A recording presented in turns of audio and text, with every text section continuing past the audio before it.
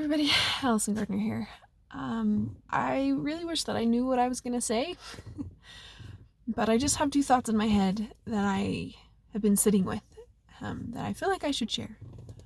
My husband and I were watching Joseph Smith, Prophet of the Restoration, yesterday, and there were two lines that really stood out to me. And the first line was after he was dragged out of their house. I think it was Kirtland. Anyway, for tar and one of the incidences of tar and feathering that happened, and so their kids were sick, they were sick, so everybody in the household was sick. The mob comes in, drags him outside, tars and feathers him, and then as a result, one of the babies dies. And so he's come back in, and Emma is trying to help Joseph. And she just said, like, when is this ever going to be over? When is this ever going to be finished? And he said, maybe I am just want to swim in deep waters. And the other line is they're now at Nauvoo, and he is about to leave to go to Carthage.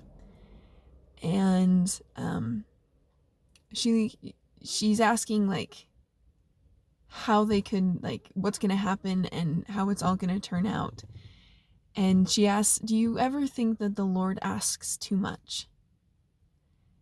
And he says, I do not permit myself to think that. And that was in no way, I think, a reflection on Emma. Like, he was in no way saying that she was doing a bad job. But I think it was just a matter of him saying that those thoughts assailed him so often that if he even let himself go there, he would destroy himself.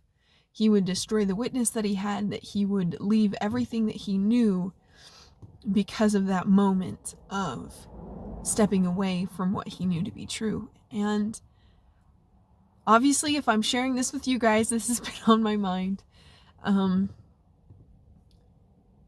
But I think about how, with everything that's going on in the world, our personal lives aren't put on hold.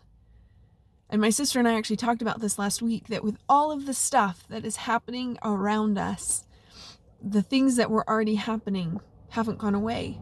In fact, they've been heightened because of fear or because of anxiety or because of worry. And how true that is. So many times in the last few days, I've just woken up feeling dread, just feeling so overwhelmed and feeling so just that I want to run away. And that has been happening for probably weeks before now. It would just had different triggers and different reasons, but I've now hit this point where if I don't marshal my thoughts like I talked about last video, then my thoughts go everywhere. And it can be so easy to get caught in selfishness or fear or anger or lostness. Because the thing about Satan is he is a master at stirring us up. And he is a master at making us question everything. I mean, I have been doing food storage since we got married. And it was gifts from parents and from in-laws. And I went on a couple Sam's Club runs and different things. And we are good. Yet hearing about everybody running to the store and hearing about the lack of supplies and hearing about what was happening made me anxious. Like, I had to go to the store and I had to get stuff. And the funny irony is I got to the store and I didn't need anything that was there. Okay, I needed ketchup and I forgot ketchup. And then, like, me forgetting to pick it up when we were there, because I had one other thing I needed to pick up too, messed with me. Like, it messed with me so bad because of this scarcity mindset and this scarcity thinking. And I knew better. And if we're not paying attention to where our thoughts go, if we're not taking control of what happens, we're going to go nuts. And what's hard is it happens from so many different directions and so many different places. I've been thinking about how to talk about this, and I still don't know. So if it's awkward, I apologize. I'm going to do the best I can. But I and my husband have been having a hard time.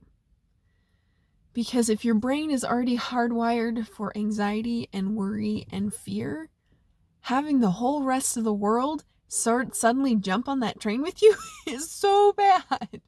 Is so bad. And then you mix in baggage and life and history and past choices and decisions, and all of a sudden you're just swamped. And if they're not in a good place and then you're not in a good place, then Satan just jumps in there and makes you think that it's never going to be good again, that it's never going to be okay again, that you just have to run, you just have to get out right now because there's no hope.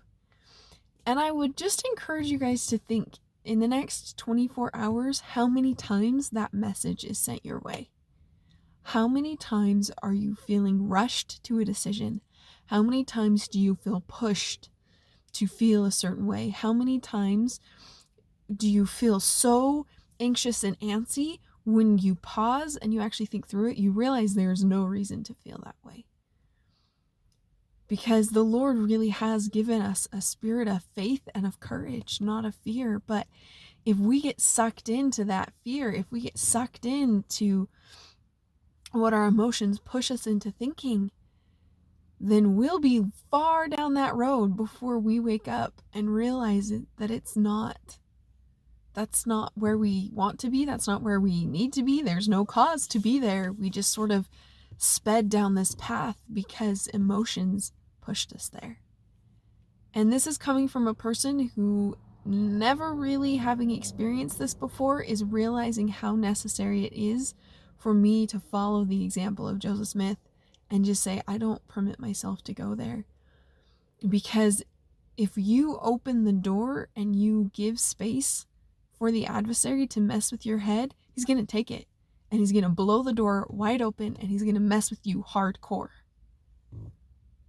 But if you hold to what you know is true, whatever that is, wherever you are holding on to that truth that rings true down in your heart, that anchors you, hold on to it. For me, that's knowing that the Lord sees me and he's aware of me. For me, that is knowing that he sees the big picture so that he sets all of the threads right where they need to go, and he interweaves things years in advance and decades sometimes. Like, he is so aware. And so we think that we need the big picture and we think that we have to see far ahead because he does. And that he should show us all of these things. But that's not how Heavenly Father works.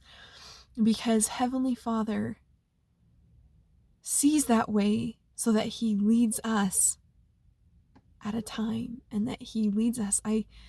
Because I was feeling so anxious and I was feeling so stressed, and I went on this walk and I was like, why won't you just show me? Like, just help me see 2 years. Are we going to reset? What's going to happen? Like, is what I'm pursuing right now even worthwhile?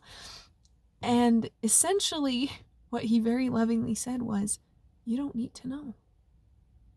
Satan tells us we need to know everything. Satan tells us we need the brick road laid out so far in front of us. And Heavenly Father says, I got this. You have your lantern, you have your 2 steps, and maybe you don't want to see more because there's a ginormous spider in a web above your head that I will help you conquer, but you're not ready to see that yet. Or that it's just dark and it's just a path, and as you take these steps on the path, everything will be fine. I mean, either way, Satan tells us we have to see it, and if it doesn't make sense right now, then we have to fight it and we have to go to town against it and we need to freak out about it. But the Lord's way is, I am before your face. I am ahead of you and I am watching for you and I am protecting you and I am handling stuff that has not even entered your imagination yet.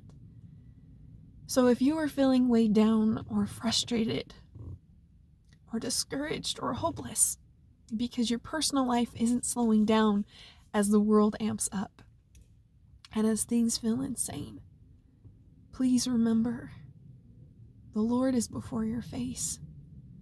Your Creator knows what He's created for you, and He loves you so much. And that as we pause and we breathe and we slow down, the Lord is going to watch over us, and the Lord already has everything we need. We just need to rest. I testify that He is before you and He is before me. That is the only way. Knowing that is the only way that I can pull myself back from craziness. The only way that I can pull myself back from feeling that the world is going places that I am not ready for. But the Lord's already there and He's watching for us. So I hope that you will take the time to hold on to what is true, and that you will hold on to what brings you peace. Because at the end of the day, those things will last much farther than the next scare or the next things that happen. And this is the moment to awaken and to trust, because He is preparing the path for you. Thank you for joining me. These are things that I am discovering in whole new ways, and I hope that you will join me for the next discovery. Have a good day, guys. Bye.